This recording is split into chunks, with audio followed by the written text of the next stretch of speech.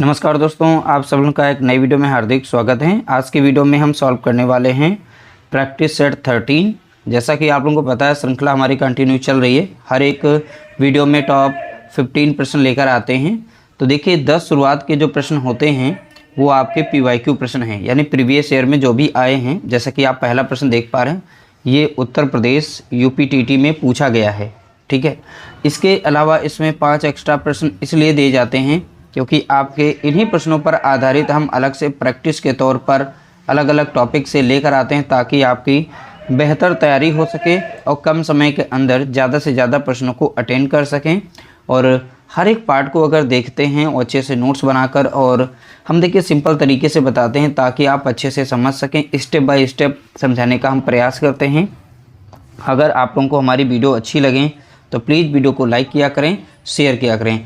और साथ ही साथ आप लोगों को एक जानकारी भी देना चाहेंगे, अगर आप इन क्लास की PDF पाना चाहते हैं तो टेलीग्राम पर एक ग्रुप बना हुआ है मंगल सिंह एकेडमी के नाम से, आप उसको फॉलो कर लीजिएगा। वहाँ पर इनकी PDF जो है मिल जाएंगे। तो PDF सभी तैयार हो रही हैं और सभी PDF को वहीं पर, यानी क्लास नोट्स की PDF भी वहीं पर मिल जाएंगी। तो सारे नोट्स भी आप लोगों को वहाँ पर मिल जाएंगे। लेक्चर आप यहाँ अटेंड कर सकते हैं, PDF आप वहाँ से प्राप्त कर सकते हैं। चलिए वीडियो को स्टार्ट करते हैं। दी गई आकृति में X और Y का मान क्रमशः है। तो देखिए X कहाँ पर है, तो X इसमें तो नहीं दिया गया। तो चलिए X को हम देख लेते हैं कहाँ पर है। दी गई आकृति में X और Y के मान क्रमशः हैं। तो देखिए X यहाँ पर है, Y यहाँ पर है, इन दोनों का हमें मान बताना है। और क्रमशः बोला गया है तो पहले हमें X का निकालना पड़ेगा, फिर हमें Y का निकालना पड़ेगा। यानी पहले हम X और Y में रखेंगे। पहला मान हमारा X का दिया है, दूसरा Y का दिया है। देखिए सबसे पहले हम रूल समझते हैं। कोई भी दो लाइन्स होती हैं, जब भी इस तरीके से बाइसेक्ट की जाती है, यानी काटी जाती हैं, अगर मान लीजिए यहाँ पर कोई X हमारा एंगल रहा है, यानी कोण रहा है, तो इसका जस्ट अपोजिट इसके पीछे जो एंगल बनता है वो भी X बनेगा। अगर मान लीजिए यह यहाँ पर 120 डिग्री का दिया है तो यह भी 120 डिग्री का ही बनेगा। यानी कहने का मतलब ये हुआ दोनों के दोनों एंगल समान बनते हैं। जैसे कि यहाँ पर देख पा रहे हैं दोनों अपोजिट एंगल बना रहे हैं। अगर ये 80 है तो इसका जस्ट अपोजिट ये है, तो यह भी यहाँ पर 80 डिग्री हो जाएगा। कितना हो जाएगा, तो आप बताएंगे 80 डिग्री हो जाएगा। तो इस तरह से एक त्रिभुज हमें यहाँ पर प्राप्त हो जाएगा। तो देखेंगे त्रिभुज कुछ इस तरीके से यहाँ पर नज़र आ रहा होगा। इसका मान भी देखिए विपरीत एंगल था, ठीक है, तो अपोजिट एंगल होने के कारण यहाँ पर ये 80 मान हो गया। ठीक है, ऑलरेडी यहाँ पर ये 50 दिया हुआ है। कितना दिया है, 50 बताएंगे, और यहाँ पर हमने 80 निकाल लिया। अब इसका मान निकालना है तो X। अब देखिए त्रिभुज के सभी कोणों का मान कितना होता है, तो आप बताएंगे 180 डिग्री होता है। ठीक है, तो 180 होता है, उसमें से दो कोण हमें पता है, तीसरा तो निकाल सकते हैं। तो इन दोनों को आप जोड़ सकते हैं। तो जोड़ के आप 180 से माइनस कर देंगे। ठीक है, तो 8 5 13 यानी 130 हो जाएगा। 130 माइनस करेंगे तो कितना बचेगा, तो आप बताएंगे यहाँ पर 50 बच जाएगा। कितना, 50। तो यहाँ पर जो एंगल बनेगा वो 50 डिग्री बनेगा। ठीक है, अब तीनों को अगर जोड़ते हैं, इस छोटे से त्रिभुज का तीनों का मान जोड़ते हैं तो आपको 180 देखने को मिल जाएगा। इस तरीके से हमारा प्रश्न सॉल्व हो गया। तो X बराबर हमको कितना मिला, तो आप बताएंगे 50 मिला है। और Y बराबर कितना हमें मिला है, 80 डिग्री का। तो 50 और 80 वाला ऑप्शन हमारा यहाँ पर करेक्ट आंसर होगा। ऑप्शन देखिए यहाँ पर पहला ही हमारा राइट आंसर दिया गया है। X हमारा कितना है, 50, और यहाँ पर Y कितना है, 80। तो इस तरह से ऑप्शन हमारा पहला राइट आंसर दिया है। अगला प्रश्न लिया गया क्वेश्चन नंबर 2। यदि कोई राशि 5% वार्षिक साधारण ब्याज की दर से 6 वर्षों में 2600 रुपये हो जाती है तो राशि है। तो देखिए राशि यानी मूलधन पूछा गया है। अब इसे हम दर की सहायता से सॉल्व करते हैं। ये साधारण ब्याज का प्रश्न दिया गया है। देखिए दर यहाँ पर दे रखी कितनी है, तो आप बताएंगे 5% दी गई। ये भी वार्षिक साधारण ब्याज है। तो एक वर्ष में 5% यहाँ पर ब्याज मिल रहा है, तो 6 वर्ष में कितना मिल जाएगा, तो आप 6 से इसमें गुणा कर देंगे। 6 पंचे कितना हो जाएगा, तो आप बताएंगे 30। देखिए 6 वर्ष में कुल मिलाकर हमें 30% ब्याज मिलेगा। अब इसी 30% से हम इसे सॉल्व कर लेंगे। बहुत ही सिंपल तरीका है। अब देखिए 30 बटा यहाँ पर कितना लिखेंगे, 100, क्योंकि प्रतिशत का साइन हटाएंगे, नीचे कितना आएगा, 100। तो यहाँ पर एक जीरो से एक जीरो काटेंगे। नीचे वाली संख्या हमारी मूलधन कहलाती है। ठीक है, तो यहाँ पर चलिए शॉर्ट फॉर्म में लिखते हैं मूलधन, और ब्याज सहित मिला दें तो वो मिश्र धन बन जाती है। तो पहला मूलधन हो गया, दूसरा यहाँ पर मिश्र धन हो गया। नीचे वाली यहाँ पर जो अनुपात के रूप में हमने यहाँ पर जो दिया गया था परसेंटेज, देखिए यहाँ पर 30 बटा जो 100 था, इसको मैंने सॉल्व किया तो नीचे वाली वैल्यू हमारी मूलधन कहलाती है। तो यहाँ पर मूलधन के नीचे कितना रखेंगे 10 और उसमें ब्याज 3 को जोड़ देंगे तो 10 और 3 कितना बनेगा 13। तो यहाँ पर मिश्रधन बन गया। तो इसमें मूलधन भी है ब्याज भी है, तो अंतर जो यहाँ पे दिखाई पड़ा वो ब्याज का अंतर है। ठीक है, अब सीधा सीधा यहाँ पर देखेंगे। अब देखिए यहाँ पर जो 2600 रुपये दिए गए हैं तो ये मिश्रधन है। ठीक है, क्या है ये मिश्रधन। तो ये 2600 रुपये। तो मिश्रधन का यूनिट में देखें तो कितना बना था यहाँ पर, तो आप बताएंगे 13।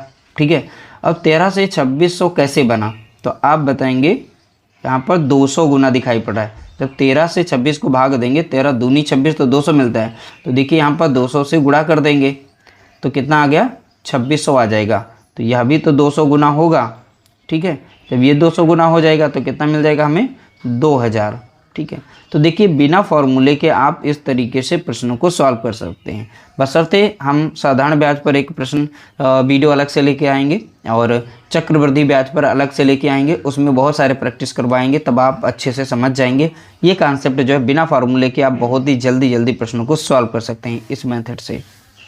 ऑप्शन सी हमारा यहाँ पर राइट आंसर दिया गया है। तो मूलधन जो इसका निकला हुआ है तो आप बताएंगे 2000। अगला प्रश्न देखेंगे क्वेश्चन नंबर 3। अब देखिए क्वेश्चन नंबर 3 का दो संख्याओं का मसा 35 है और लसा 525 है। यदि उनमें से एक संख्या 175 है तो दूसरी संख्या, देखिए ऐसे प्रश्न बहुत से हमने सॉल्व कराए हैं। तो देखिए पहली संख्या गुणे होता है दूसरी संख्या बराबर में हो जाएगा एलसीएम यानी लसा गुणे मासा के हो जाएगा यानी एचसीएफ के। ठीक है, तो पहली संख्या उनमें से एक संख्या 175 दे रखी है, दूसरी संख्या हमें निकालनी है और एलसीएम ऑलरेडी यहाँ पर दे रखा है कितना है, तो आप बताएंगे 525 दिया गया है और एचसीएफ दे रखा है कितना है, तो आप बताएंगे 35 दिया गया है। अब इसे हम डायरेक्टली चाहें तो सॉल्व कर सकते हैं। अब चाहें तो एक साइड में कर दिए, तो चलिए यहीं से हम इसे काट देते हैं। देखिए गुणे में तो वैसे भी भाग में जाएगा तो अपने समय बचा सकते हैं। अगर हम 25 से काटें या 5 से काट सकते हैं, चलिए 5 से ही काट देते हैं। 5 से काटेंगे तो 5 तियाँ लग जाएगा 15, तो बचेगा कितना यहाँ पर 2 और 55 हो जाएगा 25। ठीक है, और 5 से इसे हम काट देते हैं। यहाँ पर है 5 एकम 5 लग जाएगा। ठीक है, और 0 लगा देंगे 55 25 हो जाएगा। इस तरीके से कट गया।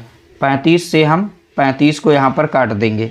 ठीक है, और यहाँ पर सेकेंड संख्या हमारी कितनी बन जाएगी, तो आप बताएंगे 105 बन जाएगी। दूसरी संख्या कितनी है, तो आप बताएंगे 105।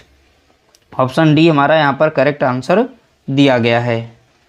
अगला प्रश्न देखेंगे क्वेश्चन नंबर 4। यह भी PYQ प्रश्न ये पूछा गया।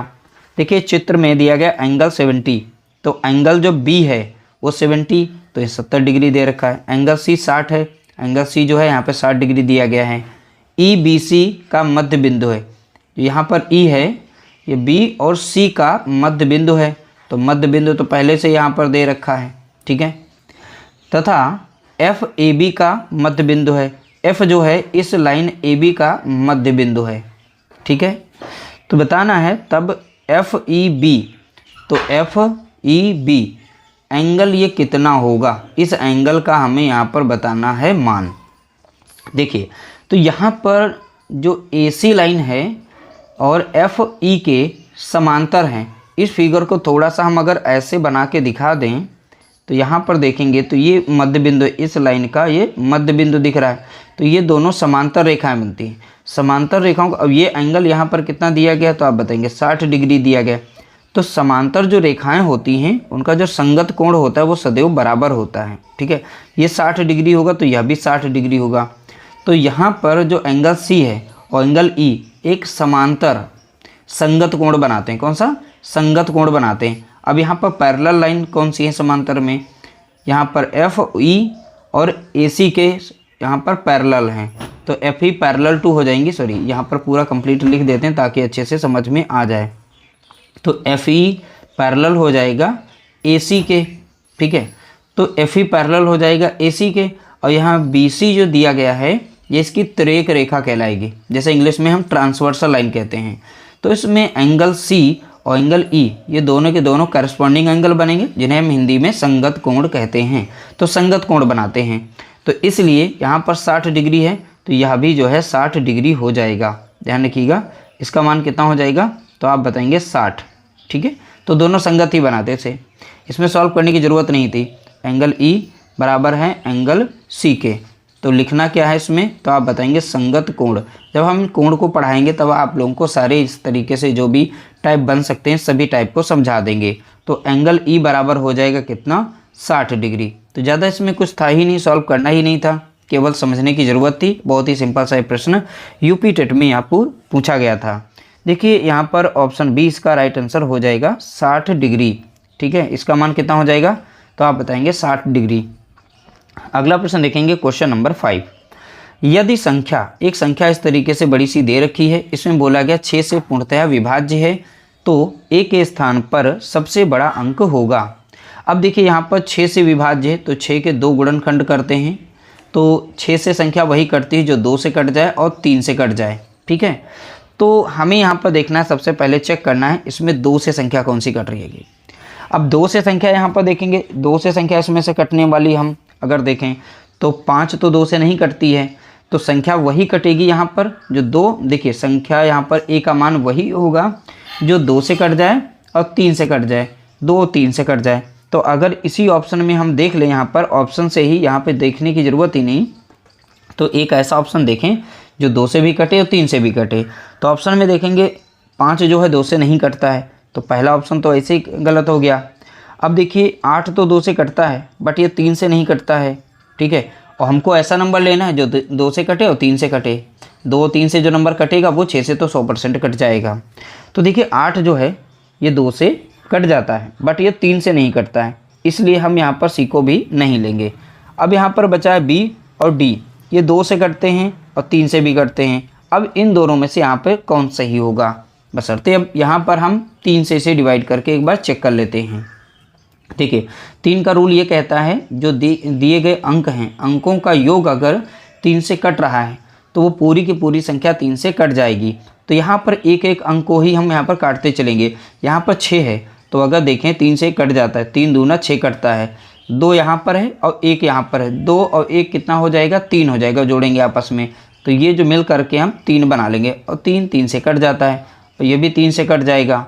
यहाँ पे 9 दिया गया है तो 9 तो 3 3 9 कट जाता है, एक अंक को हम काट रहे हैं। ठीक है, देखिए 5 5 10 और 2 12, यहाँ पे जो छूटे नंबर है उनको जोड़िए, तो 5 5 10 और 2 12 और 3 चौके 12 होता है। इस तरीके से ये सारे नंबर कट गए, बचा केवल ए। तो ए के स्थान पर हमें क्या रखना है, बड़ा अंक रखना है। अब वैसे भी हमें यह सॉल्व करने की ज़रूरत नहीं, यहाँ पर एक शब्द था सबसे बड़ा अंक, तो दोनों तो यहाँ पर 2 और 3 से कट रहे थे, इन दोनों में बड़ा अंक कौन था, तो आप बताएंगे डी। तो इसलिए हमारा यहाँ पर डी राइट आंसर था, यहाँ पर हमें चेक करने की ज़रूरत नहीं थी, ऑप्शन से ही ये सॉल्व हो रहा था। ठीक है, तो देखेंगे अगर कहता दोनों में छोटा अंक देखिए तब हम 6 को यहाँ पर रख सकते थे, क्योंकि 2 और 3 से 6 भी कट रहा था, 9 भी कट रहा है, लेकिन बड़ा अंक बोला इसलिए 9 को यहाँ पर 9 को हम रखेंगे। अगला प्रश्न देखेंगे क्वेश्चन नंबर 6। प्रथम 5 धन रूढ़ यानी अभाज्य संख्याओं का योग है। अब हमें बताना है यहाँ पर अभाज्य संख्याएं, तो प्रथम 5 यानी शुरुआती 5 बतानी है। तो सबसे छोटी जो अभाज्य संख्या होगी 2 हो जाएगी, फिर हो जाएगी 3, फिर हो जाएगी 5 7, ठीक है, और हो जाएगी 11। तो अभाज्य संख्या किन्हें कहते हैं, ऐसी संख्याएं जिनके 2 ही गुणनखंड हों। ठीक है, यानी 2 से ही कटें वो अभाज्य संख्याएं कहलाती हैं। तो इन सभी अभाज्य संख्याओं का अगर हम योग करेंगे तो कितना मिलेगा, अब सीधा सीधा आप जोड़ सकते हैं। देखिए 11 यहाँ पर लिखा गया है, 7 3 कितना हो जाएगा 10, तो 10 हो गया, 10 में 11 को जोड़ेंगे और यहाँ 5 2 कितना हो गया 7, तो कुल मिलाकर जोड़ेंगे तो हमें 28 देखने को मिलेगा। कितना मिल जाएगा, तो आप बताएंगे 28। तो इन सभी को जोड़ना था, संख्याओं का योग बोला गया था। ठीक है, तो 28 आएगा, ऑप्शन सी हमारा यहाँ पर राइट आंसर होगा। अगला प्रश्न देखेंगे क्वेश्चन नंबर 7। यदि एक वृत्त की परिधि 44 सेंटीमीटर है तो उसका क्षेत्रफल होगा। अब देखिए परिधि का फार्मूला, देखिए वृत्त की जो परिधि होती है, परिधि का हम फार्मूला देखेंगे क्या होता है। ठीक है, तो वृत्त की परिधि का फार्मूला होता है 2πr होता है।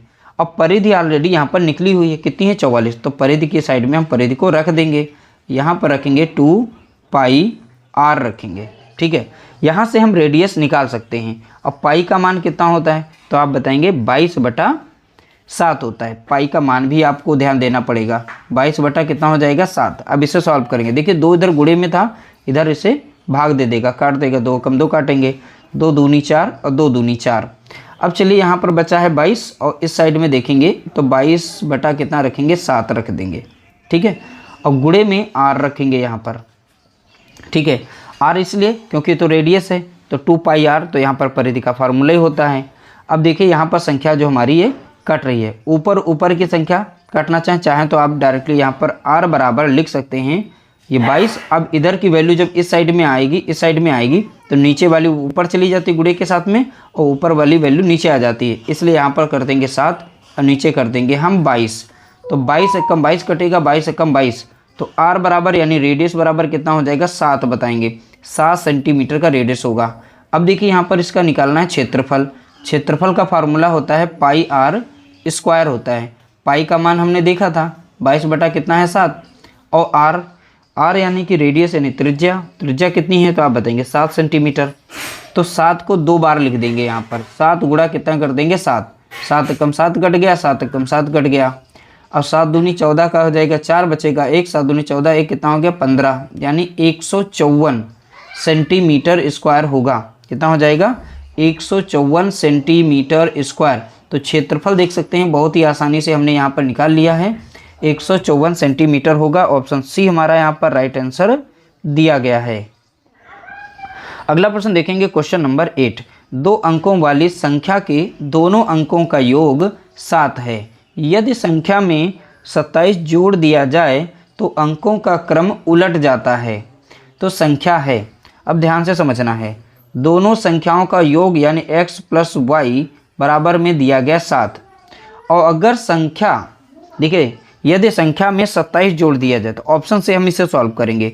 अब देखिए इनके अंक जो है उलट जाते हैं। जैसे यहाँ पर 25 था, कितना था 25, अगर हम 25 में 27 जोड़ते हैं तो इनका अंक पलट के कितना बन जाएगा तो बताते हैं 52 बन जाएगा। केवल अंक पलटेंगे, यही बोला गया, अंकों का क्रम जो है उलट जाता है, बस इतना ध्यान देना है।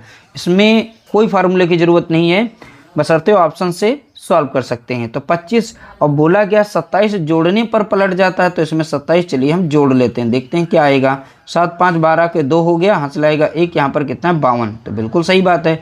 तो 25 से कितना बन गया 52, पहले 2 5 था, अब 5 और 2 बन गया, तो देखिए यहाँ पर पलट गया। तो पहला ही ऑप्शन हमारा चेक करने में सही निकल गया।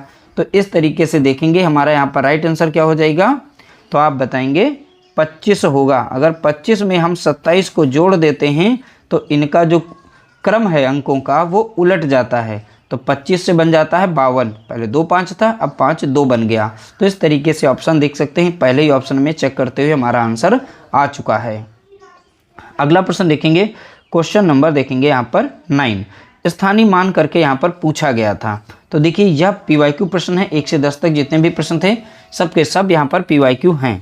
अब यहाँ पर इनके सबके स्थानीय मान पूछे गए हैं। स्थानीय मानों का अंतर बताइए, किसका 7 के स्थानीय मानों का अंतर। बहुत ही सिंपल सा, आप कैसे निकालेंगे, देखिए यहाँ पर लिख देते हैं पूरे नंबर्स को, 271 लिखेंगे। पहले नंबर इस वाले 7 का हम मान निकालेंगे, इस वाले का मान, ठीक है। तो इसका मान अगर देखें तो दशमलव से पहले वाला जो अंक होता है, तो जिससे पढ़ते हैं इसे रीड करते हैं 1715 पढ़ते हैं। इस साइड के दशमलव में अंकों को पढ़ा जाता है, तो इस साइड जो भी अंक होगा दशमलव से पहले वाला, तो उसको ऐसे ही 7 को लिखना है, और दशमलव तक जितने अंक हैं उनके स्थान पर हम 0 0 रख देंगे, ठीक है। तो पहले वाले 7 का कितना आ गया, तो आप बताएंगे यहाँ पर 700 आएगा। अब अगला यहाँ पर दिया गया, यहाँ पर 7 दिया गया, इसका मान हमें देखना, स्थानीय मान क्या बनेगा।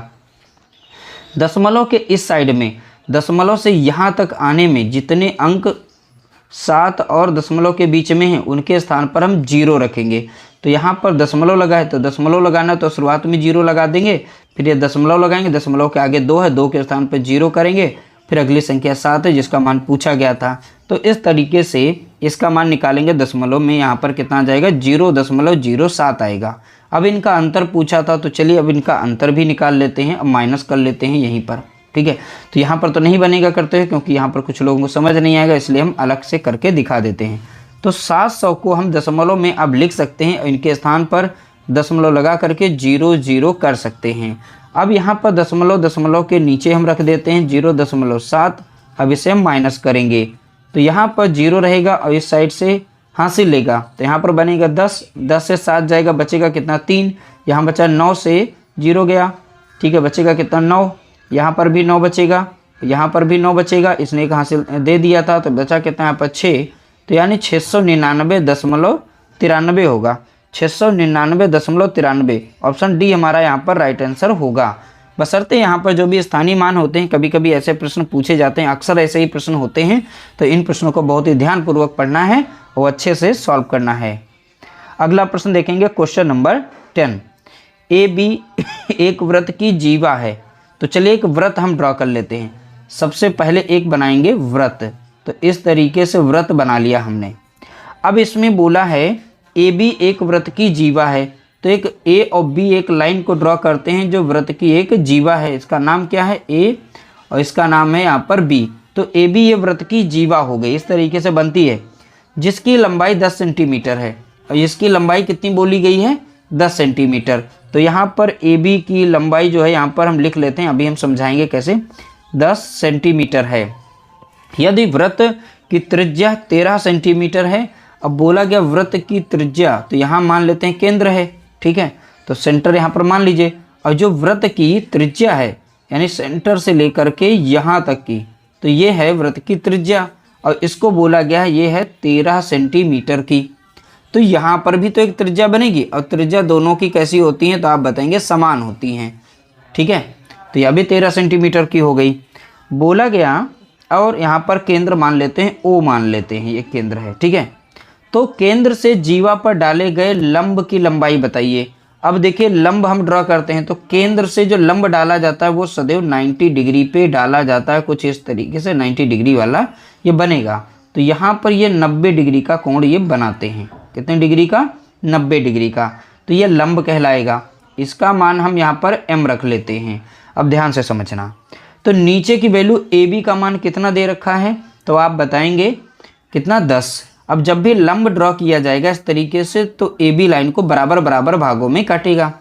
तो यहाँ पर संख्या कितनी बन जाएगी, तो आप बताएंगे 5 और यहाँ पर भी बनेगा कितना 5। अब इन दोनों को जोड़ेंगे तो कितना हो गया, तो आप बताएंगे 10। ए बी का मान कितना रहेगा, तो आप बताएंगे 10 हो जाएगा, ठीक है।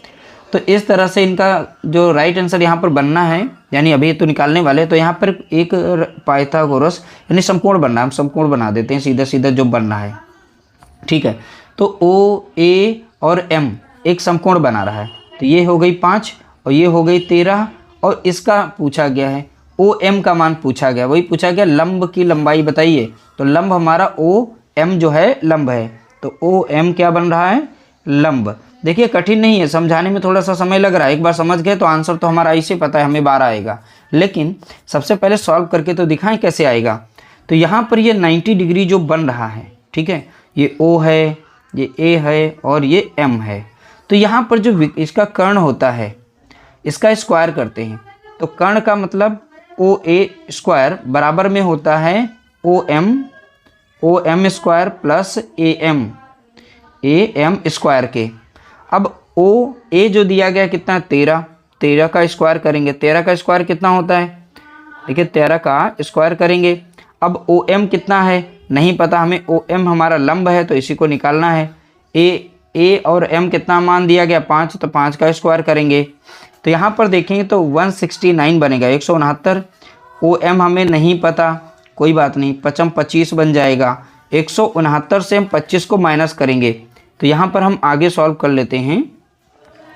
देखिए ओ एम स्क्वायर बराबर हो जाएगा 169 से हम 25 को माइनस करेंगे तो कितना बचेगा, देखिए 9 से 5 गया, बचा कितना 4 और 6 से 2 गया तो बचेगा कितना 4, बचेगा 1। तो ओ एम स्क्वायर बराबर कितना है 144 और ओ एम बराबर कितना हो जाएगा, तो 144, ठीक है, परफेक्ट स्क्वायर नंबर है, इसका कितना बनेगा 12। तो ओ एम बराबर कितना हो गया 12। तो यहाँ पर इसका जो मान आएगा वो 12 आएगा, तो इसलिए यहाँ पर करेक्ट आंसर हो जाएगा ऑप्शन ए, इसका राइट आंसर होगा। तो इसमें पाइथागोरस थ्योरम लगाएंगे, ठीक है, जिसे कहते हैं पाइथागोरस प्रमेय। तो पाइथागोरस थ्योरम के जरिए ही हम इसका यानी लंब की जो यहाँ पर लंबाई है वो हम निकाल पाएंगे। तो ये समझाने में लग रहा है, वरना आप ऐसे ही मन में कर सकते हैं। जैसे पाइथागोरस का रूल आता है तो 100 इसका 69 आएगा, 25 को माइनस करिए 144 आ जाएगा, तो 12 इसका राइट आंसर हो जाएगा। तो जो रूल होते हैं वो आपको आने चाहिए। यहाँ पर हम तो सारे स्टेप बता रहे हैं, कुछ लोग इसमें बहुत ही ज़्यादा वीक होंगे तो उनको सारे स्टेप चाहिए, तो इसलिए हम सारे स्टेप यहाँ पर लिख रहे हैं। तो इस तरीके से था।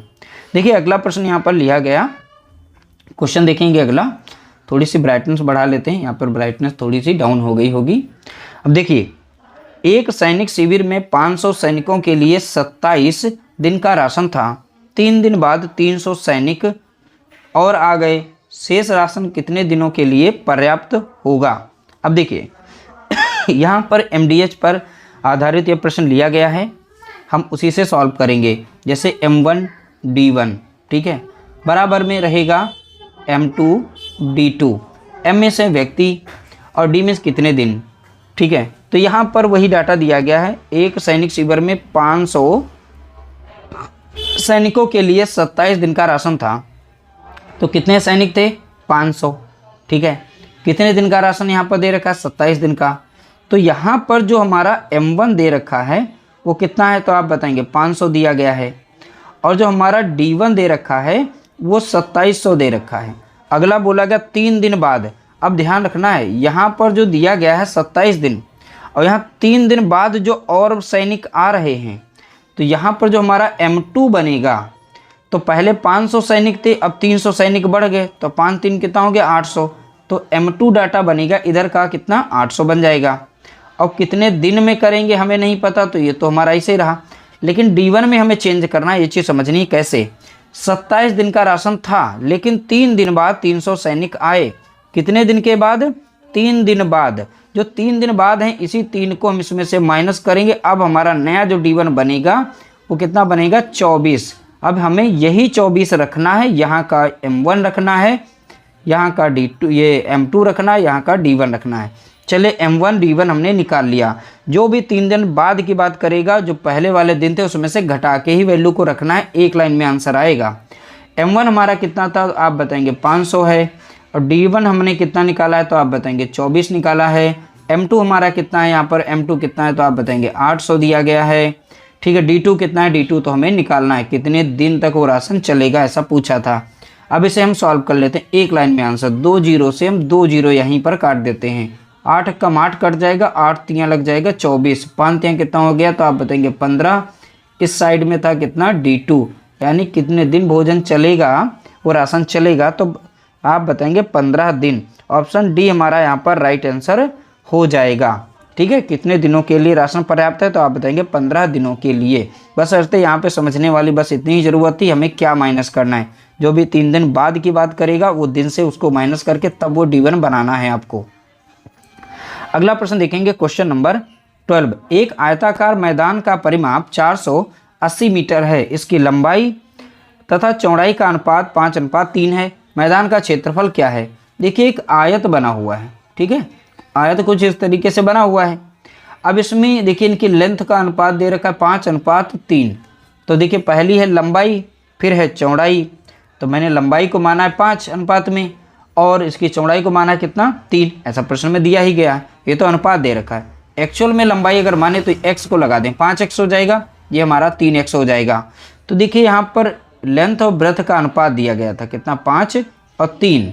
हमें वास्तविक अगर संख्या बनानी है तो x को चिपका दें अगर, तो हमारी यहाँ पर लंबाई और चौड़ाई दोनों बन जाती हैं। अब देखिए परिमाप दे रखा था, जो आयत का परिमाप होता है, ठीक है, आयत का परिमाप, इसका फार्मूला क्या होता है? 2l + b, ये होता है फार्मूला। और आयत का परिमाप दे रखा है कितना बताया गया है? 480 बताया गया है। और 2 यहाँ पर रहेगा। लेंथ हमारी कितनी थी? तो 5x बताएंगे। और ब्रेथ हमारी कितनी है? 3x है यहाँ पर। अब देखिए 2 इधर था ब्रैकेट के बाहर गुणे में, तो इसको काट सकता है, तो काट देंगे। 2 कम 2 लग जाएगा, तो 2 दूनी 4 लग जाएगा, 2 चौके 8, 1 0 हो जाएगा बराबर में। अब इन दोनों को जोड़ेंगे ब्रैकेट के अंदर, 5 3 कितना हो गया? 8 हो गया, और x हो जाएगा। अब सीधा सीधा काट सकते हैं, यहाँ पर 8 कम 8 लग जाएगा, 8 3 यहाँ पर लग जाएगा 24, बराबर में कितना यहाँ पर हो गया? तो आप बताएंगे x। तो x बराबर कितना आया? तो आप बताएंगे 30 आ गया। अब अगर यहाँ पर लेंथ देखें कितनी है, तो 30 से इसमें गुणा करना पड़ेगा, ठीक है। तो 30 से गुणा करेंगे तो 3 पचे 15 यानी 150 हमें मिल जाएगा। और x बराबर 30 है तो इसमें भी 30 से गुणा कर सकते हैं। तो 3 तियाँ कितना हो जाएगा 9 यानी 90 हो जाएगा। 30 तियाँ कितना हो जाएगा 90। तो इस तरीके से हमारी जो लेंथ बनेगी 150 और ब्रेथ बन जाएगी कितनी, तो आप बताएंगे 90। तो देखिए आयत का क्षेत्रफल पूछा है, तो क्षेत्रफल का फार्मूला क्या होता है, लेंथ गुणे ब्रेथ होता है। और लेंथ हमारी कितनी है 150 है, ब्रेथ हमारी कितनी है 90। अब इन दोनों का गुणा करेंगे 15 9 कितना होता है, तो आप बताएंगे 135 होता है। 2 जीरो लास्ट में लगे हुए थे, तो 13,500 ठीक है वर्ग सेंटीमीटर हो जाएगा। कितना 13,500 वर्ग मीटर में क्योंकि दिया गया तो मीटर हो जाएगा। तो क्षेत्रफल देख सकते हैं यहाँ पर निकाल लिया। ऑप्शन सी हमारा यहाँ पर राइट आंसर होगा। ठीक है, राइट आंसर क्या होगा, ऑप्शन सी। अगला प्रश्न देखेंगे क्वेश्चन नंबर 13। भाग के एक प्रश्न में भाजक भागफल का 12 गुना है और शेषफल का 5 गुना है। यदि शेषफल 48 हो तो भाज्य होगा। अब देखिए भाज्य कैसे निकालते हैं, तो भाज्य बराबर क्या होता है, भाज्य बराबर होता है भाजक गुणा भागफल प्लस में रहता है शेषफल। बस इतना ध्यानपूर्वक आप लोगों को ध्यान रखना पड़ेगा और एक लाइन में आप प्रश्न को सॉल्व कर सकते हैं। अब बोला गया है देखिए भाजक भागफल का 12 गुना है, ये भाजक जो है भागफल का बोला गया 12 गुना, तो ये जो है इसका कैसा है 12 गुना दिया गया है। कितने गुना 12 गुना। तो यहाँ पर आप इस तरीके से लिख देंगे। और बोला गया है भाजक जो है शेषफल का, ये तो 12 गुना हो गया, और शेषफल का 5 गुना है। तो भाजक जो है शेषफल का कितने गुना है, तो आप बताएंगे यहाँ पर 5 गुना है। तो इसलिए यहाँ पर हम 5 रखेंगे। अब सीधा सीधा देखिए यहाँ पर बोला गया यदि शेषफल 48 हो, अगर यह 48 हो तो अब इसे सॉल्व करिए, देखिए आंसर क्या बनेगा। तो 48 का 5 गुना भाजक था, तो अब 48 को 5 से गुणा करेंगे तो हमारा भाजक यहाँ पर निकल आएगा। अब 5 से गुणा करते हैं, 5 40 का बनेगा कितना 0, बचेगा कितना 4। अब 5 चौके 20 और 4 कितना हो गया, तो आप बताएंगे 24 हो गया। यानी 240 हमारा भाजक बना।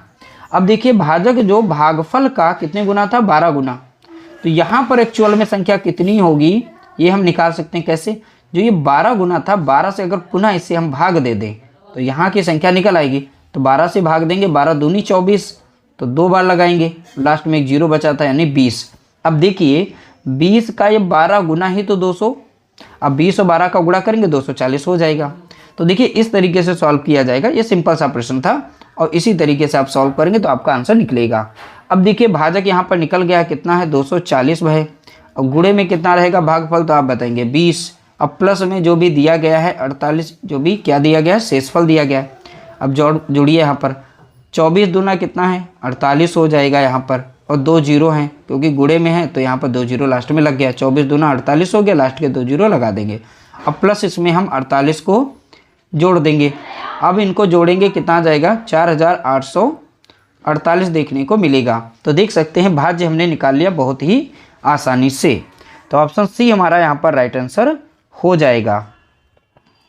अगला प्रश्न देखेंगे क्वेश्चन नंबर 14। किसी संख्या का 0.5 किसी अन्य संख्या के 0.07 के बराबर है तो दोनों संख्याओं का अनुपात क्या है। तो हमें बताना है दोनों संख्याओं का अनुपात। किसी संख्या के हम मान लेते हैं x संख्या, कोई मानी है हमने x संख्या का 0.5, और दूसरी संख्या हमने y मानी है। तो किसी अन्य का बोला गया तो दूसरी संख्या y, तो अन्य संख्या के 0.07 के बराबर है, तो हमने कर दिया बराबर। ठीक है, इस तरीके से बराबर कर दिया। अब x और y को एक साइड में करेंगे, x बटा कितना हो जाएगा y, बराबर में इस साइड में कितना बचा हुआ था 0.07, और इस साइड का गुणे में था, नीचे आ जाएगा भाग में 0.5 हो जाएगा। अब दशमलव को हम यहाँ से हटा सकते हैं। देखिए दशमलव के साइड में 2 अंक हैं, दशमलव के इस साइड में 1 अंक है, तो बराबर करेंगे तो यहाँ पर एक 0 बढ़ा देंगे। अब देखिए दशमलव के साइड में भी 2 अंक हुए, यहाँ पर भी दशमलव के साइड में 2 अंक हैं, तो अब दशमलव को हटा देंगे यहाँ पर। तो सीधा सीधा देखें x बराबर हमारा कितना बना है, तो आप बताएंगे 7, y बराबर कितना मिल गया हमें 50। तो यहाँ पर x अनुपात y कितना बनेगा। ठीक है, तो x कितना है यहाँ पे 7 y बराबर कितना दिया 50। तो देखिए दोनों संख्याओं का हमने यहाँ पर अनुपात बना लिया, 7:50 हो जाएगा। ऑप्शन यहाँ पर सी हमारा करेक्ट आंसर होगा। अगला प्रश्न देखेंगे क्वेश्चन नंबर 15। देखिए यदि दो संख्याओं का योग 3 हो, ठीक है, और उनके वर्गों का योग 12 हो तो उनका गुणनफल कितना होगा। अब देखिए हम कोई दो संख्या मान लेते हैं, x और y हमने संख्या मानी है। दो संख्याओं का योग तो x प्लस वाई बराबर में दे रखा है कितना 3, ठीक है, ये पहला हमारा समीकरण यहाँ पर बनेगा। उनके वर्गों का योग, इन्हीं संख्याओं का वर्ग करते हैं, X square plus Y square बराबर कितना दिया गया 12 दिया गया। इस समीकरण को हम 2 मान लेते हैं। कितना मानेंगे 2 मानेंगे। यहाँ पर एक हम छोटा सा फॉर्मूला यूज करेंगे, यानी समीकरण यूज करेंगे, x प्लस वाई का होल स्क्वायर बराबर में होता है एक्स स्क्वायर, ठीक है, plus Y square plus 2xy। ये समीकरण आप लोगों ने पढ़ा होगा, नहीं पढ़ा है तो इसे पढ़ लीजिएगा। जब भी इस तरीके से प्रश्न आएगा तो आप जो है इस समीकरण को अप्लाई करेंगे। अब देखिए x प्लस वाई का मान दे रखा है कितना 3, तो यहाँ पर कितना हो जाएगा 3 का वर्ग हो जाएगा, क्योंकि x प्लस वाई बराबर में कितना दे रखा 3, तो मैंने 3 का कर दिया स्क्वायर कर दिया, क्योंकि स्क्वायर ही था। बराबर में X square plus Y square, तो X square plus Y square बराबर में कितना दिया गया 12, तो यहाँ पर कितना लिख देंगे हम 12 लिख देंगे, प्लस करेंगे 2xy हो जाएगा। 3 यहाँ कितना बन जाएगा 9, बराबर में कितना दिया गया 12, प्लस में कितना है 2xy। 12 प्लस में इधर आ जाएगा माइनस में, ठीक है, तो माइनस यानी 9 से घट जाएगा 12, घटेगा, ये तो माइनस के साथ आएगा ना, यहाँ पर 2xy रहेगा। अब इसमें घटेगा तो कितना बचेगा, तो आप बताते हैं माइनस का बचेगा कितना 3। इस साइड में कितना था 2xy। अब xy का मान हमें बताना था, उनका गुणनफल, दोनों संख्याओं का गुणनफल, तो गुणनफल तो x इंटू वाई ही तो होगा, यही तो पूछा गया।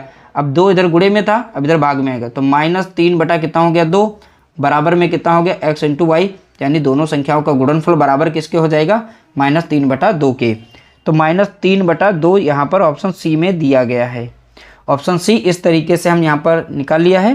तो इस तरह से टॉप 15 प्रश्नों को हमने सॉल्व किया। उम्मीद करते हैं आप लोगों को वीडियो हमारी पसंद आई होगी। वीडियो पसंद आई तो प्लीज़ वीडियो को लाइक करना, शेयर करना।